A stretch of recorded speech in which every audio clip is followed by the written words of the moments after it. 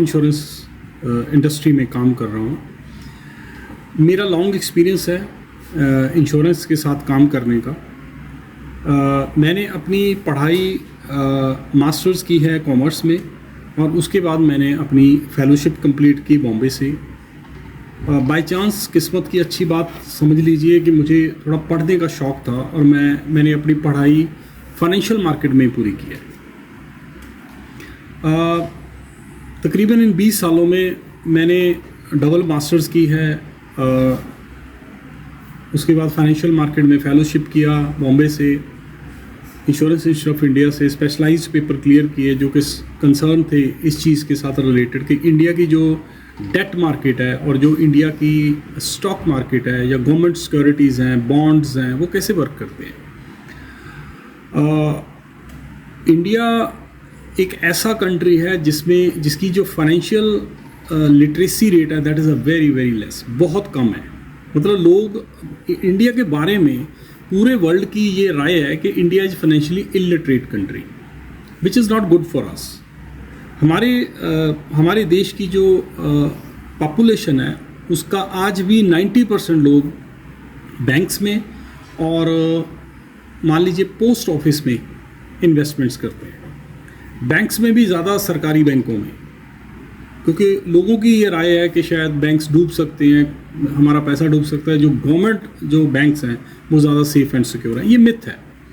इसी तरह से लाइफ इंश्योरेंस इंडस्ट्री में इस वक्त 25 कंपनियां हैं। इसी तरह से म्यूचुअल फंड की कुछ कंपनीज़ हैं, हेल्थ इंश्योरेंस की कुछ कंपनीज़ हैं। टोटल अगर एज अ होल देखा जाए भारत के 10% लोग एजुकेटेड लोग, जिसमें 90% और 10% लोग ऐसे हैं जो अपने फंड्स को डाइवर्सिफाई करके ही इन्वेस्टमेंट करते हैं। मेरी क्योंकि पढ़ाई कॉमर्स में हुई और फिर मैंने आगे थोड़ी और अच्छी एजुकेशन ली, उसका मुझे ये फ़ायदा मिला कि जब मैं फील्ड में लोगों के साथ बात करता हूँ, लोगों को मिलता हूँ, तो मुझे रियल सेंस में ये एहसास होता है कि आज भी इंडिया जो है वो वाकई ही एक फाइनेंशियली इलिटरेट कंट्री है। Financially illiterate but people are very educated. लोग बहुत अच्छे हैं, बहुत ही शार्प शूटर हैं इंडिया में, बट फिर भी फाइनेंशियल मैकेनिज़्म से इसका बहुत बड़ा कॉज शायद ये हो सकता है कि इंडिया में जो फ्रॉडलेंट एक्टिविटीज़ हैं वो बहुत ज़्यादा हैं और हमारा जो फाइनेंशियल फ्रॉड्स को रोकने का मैकेनिज़्म है वो शायद अभी पुअर है, उतना अच्छा नहीं है। तीसरा शायद हमारे कंट्री में जजेस की जो गिनती है वो बहुत कम है, तो इस वजह से जो केसेस हैं वो बहुत ज़्यादा डिले होते हैं। मतलब टाइम बहुत लगता है इस चीज़ को केसेस का निपटारा होने में। और शायद इसका एक मूल वजह ये हो सकती है कि लोग फ्रॉड करने से कतराते नहीं। उनको लगता है कि यार कुछ होना तो है नहीं यहाँ पे, तो फ्रॉड इजीली हो जाता है। बट ये चीज़ अमेरिका में नहीं है। अमेरिका में अमेरिकन जो मार्केट है, अमेरिकन जो इकोनॉमी है या अमेरिका का जो फाइनेंशियल सिस्टम है, मैकेनिज्म है, वो that is a very tough. वहाँ पे छोटे से छोटा भी फ्रॉड बहुत बड़ा पनिशमेंट का कारण बनता है।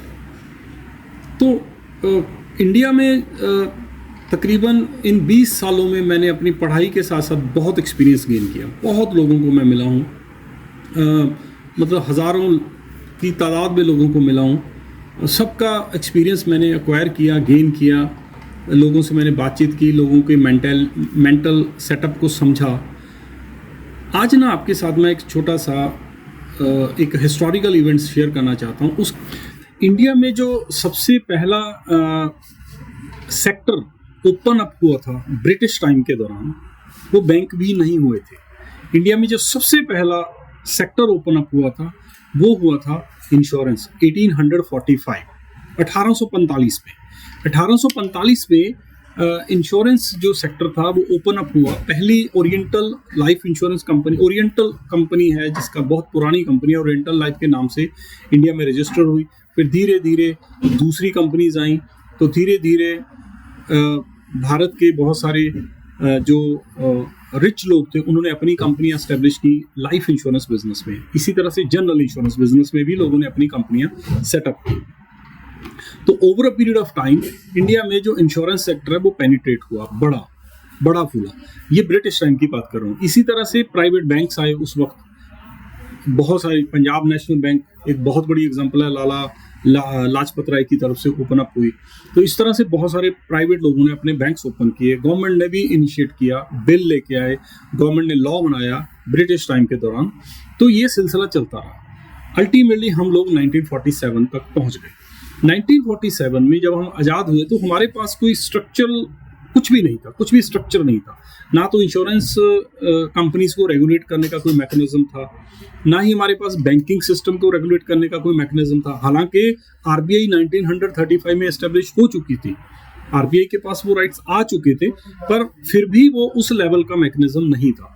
तो अल्टीमेटली डिसाइड ये हुआ कि 1947 में के बाद 1955 यानी कि आज़ादी के बाद पंडित जवाहरलाल नेहरू ने सबसे पहला काम नेशनलाइजेशन में किया, वो किया कि पूरी की पूरी लाइफ इंश्योरेंस इंडस्ट्री को नेशनलाइज किया गया। और नेशनलाइज करने के बाद एक कंपनी डिजाइन की गई जिसका नाम रखा गया लाइफ इंश्योरेंस कारपोरेशन, जिसको आज की डेट में हम LIC कहते हैं। ये 245 लाइफ इंश्योरेंस कंपनियों को मर्ज करने के बाद ये एक कंपनी बनी थी। इसकी सारी प्रॉपर्टी गवर्नमेंट ऑफ इंडिया की प्रॉपर्टी बन गई और एक लाइफ इंश्योरेंस कंपनी होंद में आ गई। तब से लेके 1945 से लेके 2000 तक एक ही कंपनी काम करती रही इस सेक्टर में, दैट वाज LIC।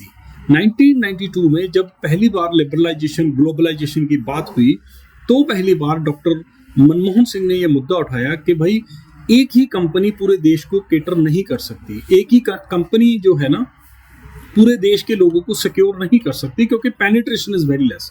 लोग मतलब इंडिया इतना बड़ा देश, ज्योग्राफिकली बहुत फैला हुआ देश, तो इंडिया को कम से कम एक से ज़्यादा इंश्योरेंस कंपनियों की ज़रूरत है। तो इसके ऊपर पार्लियामेंट में बहस हुई, मल्होत्रा कमेटी बनी। तो 2000 तक पहुंचते पहुंचते 7-8 साल में अल्टीमेटली कंसेंसस के साथ इंश्योरेंस सेक्टर को प्राइवेटाइज कर दिया गया, ओपन अप कर दिया गया प्राइवेट प्लेयर्स के लिए। बट किया गया इंडिया के प्राइवेट प्लेयर्स के लिए। फॉरेन की कंपनियों को केवल राइट 25% का दिया गया कि अगर कोई फॉरेन की कंपनी इंडिया में इन्वेस्टमेंट करना चाहती है तो सिर्फ 25% के साथ आ सकती है। तो 2000 में पहली बार बहुत सारे बड़े इंडिया के जो बिजनेस हाउसेस थे उन्होंने इंश्योरेंस सेक्टर में अपना पैर रखा। तो LIC के बाद बहुत सारी कंपनियां होंद में आई, बजाज लाइफ आई, बजाज आलियांस के साथ जिसका टाई अप है, इसी तरह से मैक्स न्यूयॉर्क लाइफ आई, HDFC स्टैंडर्ड लाइफ आई, ICICI Prudential Life and so many. इसकी बड़ी लंबी एक तकरीबन 25 कंपनियां धीरे धीरे धीरे करके होम में आ गई। मतलब उन्होंने एक तरह से बिजनेस स्टार्ट कर लिया। इस वक्त इंडिया की लाइफ इंश्योरेंस इंडस्ट्री में लगभग मोटा मोटी 25 कंपनियां काम कर रही हैं। प्लस माइनस कुछ हो सकता है, जस्ट एक आधी कंपनी को लाइसेंस अभी रिसेंटली मिला है, 2-3 कंपनियों को, बट एक मोटा मोटी कुछ कंपनियों का मर्जर भी हो चुका है।